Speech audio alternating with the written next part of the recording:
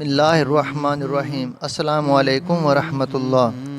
ناظرین، ختنے کی ابتدا کب، کہاں اور کیسے ہوئی، اور کائنات کا وہ کون سا سب سے پہلا مرد تھا جس نے ختنہ کیا، اور کائنات کی وہ سب سے پہلی عورت کون تھی کہ جس نے ختنہ کروایا تھا،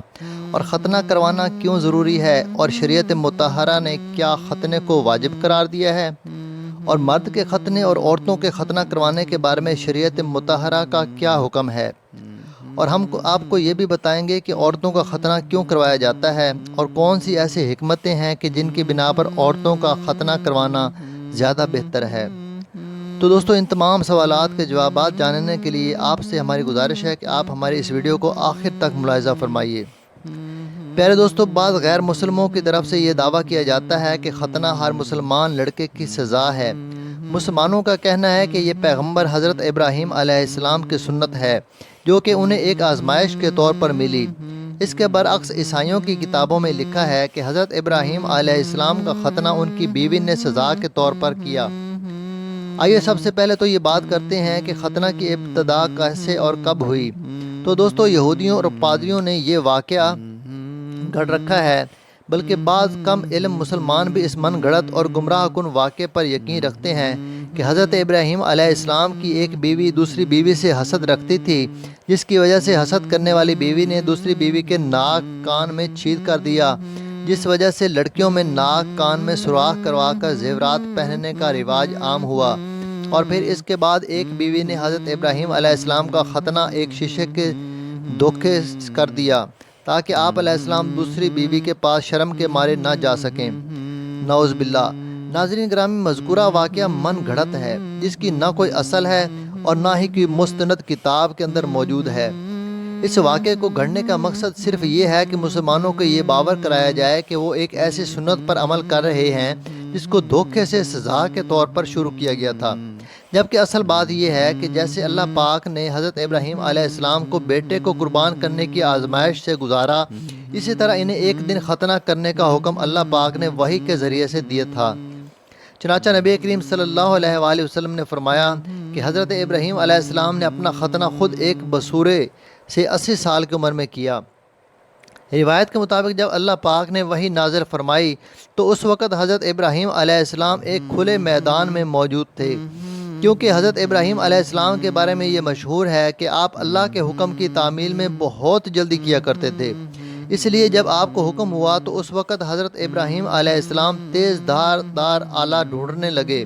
جو کہ ان کو نہ مل سکا۔ کافی ڈھونڈنے کے بعد ایک ٹوٹا ہوا شیشہ ملا تو آپ نے اسی سے خود اپنا ختنہ کر کے اللہ تبارک و تعالیٰ کے حکم کی تعمیل فرمائی۔ ناظرین محترم، یہ بات بھی یاد رکھیں کہ بعض منکرین حدیث اس حدیث پر بھی اعتراض کرتے ہیں، جو کہ ان کی حماقت کی دلیل ہے کہ ایک انسان خود اپنا ختنہ کیسے کر سکتا ہے، اور 80 سال کی عمر میں ختنہ کرنے کا کیا مقصد ہے۔ تو دوستو، جب ایک انسان خودکشی کر سکتا ہے اور خود اپنے ہاتھ سے اپنی گردن کاٹ سکتا ہے، تو حضرت ابراہیم علیہ السلام کا خود شیشے یا بسولے سے ختنہ کر لینا کون سا موجب تعجب ہے، اور 80 سال کی عمر میں ختنے پر اعتراض کرنا بھی حماقت ہے کہ جب حکم الہی ہوا تو اس کی تعمیل بھی اسی عمر کے حصے کے اندر کر دی گئی۔ پیارے دوستو، حضرت ابراہیم علیہ السلام سے پہلے انبیاء تو ختنہ ہونے اور ناف کٹی ہونے کی حالت میں بطور اعزاز و اکرام کے پیدا ہوتے رہے، اور اس کی باقاعدہ عمومی سنت ہونے کی ابتدا حضرت ابراہیم علیہ السلام کے دور سے ہوئی۔ چنانچہ آپ نے اپنا ختنہ خود فرمایا، اور پھر اس کے بعد اپنے بیٹے اسماعیل علیہ السلام کا ختنہ بھی 13 سال کی عمر میں فرمایا تھا۔ روح البیان میں علامہ ابن حجر عسقلانی رحمۃ اللہ علیہ لکھتے ہیں کہ سب سے پہلے ختنہ کرنے والے انسان حضرت ابراہیم علیہ السلام ہیں، جنہوں نے خود شیشے سے اللہ تبارک و تعالیٰ کے حکم کی تعمیل کرتے ہوئے ختنہ فرمایا تھا۔ اسی طرح سے فتح الباری میں روایت ہے کہ ختنہ مردوں کے لیے سنت موقدہ ہے۔ سب سے پہلے حضرت ابراہیم علیہ السلام نے اپنا ختنہ اپنے ہاتھوں سے کیا، اور عربوں کے اندر یہ سنت ابراہیم قائم رہی۔ رسول اللہ صلی اللہ علیہ وآلہ وسلم کی بعثت ہوئی تو آپ صلی اللہ علیہ وآلہ وسلم نے بھی اسے برقرار رکھا۔ پیارے دوستو، مسلمان مذہبی احکامات کی تعمیل کرتے ہوئے صدیوں سے بچوں کے ختنے کرتے چلے آ رہے ہیں، لیکن مغرب صدیوں تک اس کا انکار کرنے کے بعد آج بالآخر جدید سائنس کی تحقیقات سامنے آنے پر ختنوں کی اہمیت ماننے پر مجبور ہو گئے ہیں۔ چنانچہ حضرت ابو ہریرہ رضی اللہ تعالیٰ عنہ سے روایت ہے کہ نبی کریم صلی اللہ علیہ وآلہ وسلم کا فرمان عالی شان ہے کہ 5 چیزیں فطرت میں سے ہیں: ختنہ کرنا، زیر ناف بال کاٹنا، مونچھیں چھوٹی کرنا، ناخن کاٹنا اور بغل کے بال اکھیڑنا۔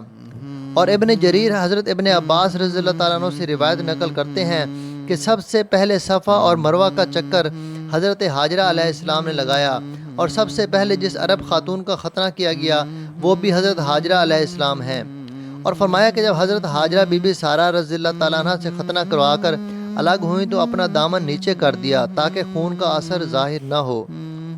پیارے دوستو، فقہی اعتبار سے مردوں کے لیے ختنہ کرنا واجب ہے، جبکہ عورتوں کے لیے ختنہ کرنا مشکل ہے۔ اس لیے کہا گیا ہے کہ اس بات پر اتفاق ہے کہ عورتوں کو ختنہ کروانا کوئی واجبی یا تاکیدی حکم نہیں، البتہ اس عمل کے سنت یا مستحب ہونے میں فقہاء کرام کا اختلاف ہے۔ تاہم اتنی بات ضرور ہے کہ اگر عورتوں کا ختنہ نہ کیا جائے تو کوئی حرج نہیں۔ ابو داؤد شریف کی ایک اور روایت میں ہے کہ نبی کریم صلی اللہ علیہ وآلہ وسلم نے عورتوں کا ختنہ کرنے والی عورت کو یہ تاکید کی تھی کہ زیادہ کھال نہ کاٹے۔ نیز ایک حدیث علامہ ابن عابدین رحمۃ اللہ علیہ نے نقل کی کہ نبی اکرم صلی اللہ تعالی علیہ وآلہ وسلم کا فرمان ہے کہ مردوں کا ختنہ کروانا مستحب ہے اور عورتوں کا ختنہ کروانا باعث عزت ہے۔ حضرت انس بن مالک رضی اللہ تعالیٰ عنہ بیان کرتے ہیں کہ ام ایمن نام کی ایک عورت مدینہ شریف میں ختنہ کیا کرتی تھیں۔ اس سے نبی کریم صلی اللہ تعالی علیہ وآلہ وسلم نے فرمایا کہ جب تم کسی لڑکی کا ختنہ کرو تو کچھ کھال چھوڑ دیا کرو، اور کھال کاٹنے میں مبالغے سے کام نہ لیا کرو، کیونکہ یہ چیز چہرے کو خوبصورت بنانے والی اور خاوند کے لیے مقبول بنانے والی ہے۔ عورتوں کے ختنہ کرنے میں حکمت یہ ہے کہ اس سے عورت کی شہوت حد اعتدال پر آ جاتی ہے اور میاں بیوی دونوں کے لیے زیادہ لذت کا باعث ہے۔ طبی نقطہ نظر سے مسلم اطباء اور اہل علم نے مختلف قسم کے فوائد بیان کیے ہیں۔ مثلا عورت کی کلی بڑے ہونے کے سبب عدت لذت یا شوہر کے لیے تشویش کا سبب بنتی ہے۔ اس کلی کے ہٹنے سے اس کے نیچے گندگی جمع ہونے، اس میں بدبو ہونے اور کسی طرح کا انفیکشن پیدا ہونے کا خطرہ نہیں رہتا۔ ایک بڑا فائدہ پیشاب میں آسانی کا ہے، کیونکہ یہ چمڑی اسی کے اوپر ہوتی ہے، جس سے عورت کو پیشاب کرنے کے اندر دقت ہوتی ہے، اور اسی طرح سے جنسی امراض، پیشاب کی نالی میں جلن، پیشاب کی نالی اور رحم کے کینسر سے بھی حفاظت ہونے کے چانسز بڑھ جاتے ہیں۔ مرد کا ختنہ کرنے میں حکمت یہ ہے کہ ختنہ کیے بغیر مرد کے لیے پیشاب سے مکمل طہارت اور پاکیزگی حاصل ہونا ممکن ہے، کیونکہ پیشاب کے کچھ قطرے اس چمڑی کے نیچے جمع ہو جاتے ہیں، جس کی بنا پر خدشہ ہے کہ بعد میں یہ قطرے نکل کر کپڑے یا بدن کو نجس یا ناپاک کر دیں گے۔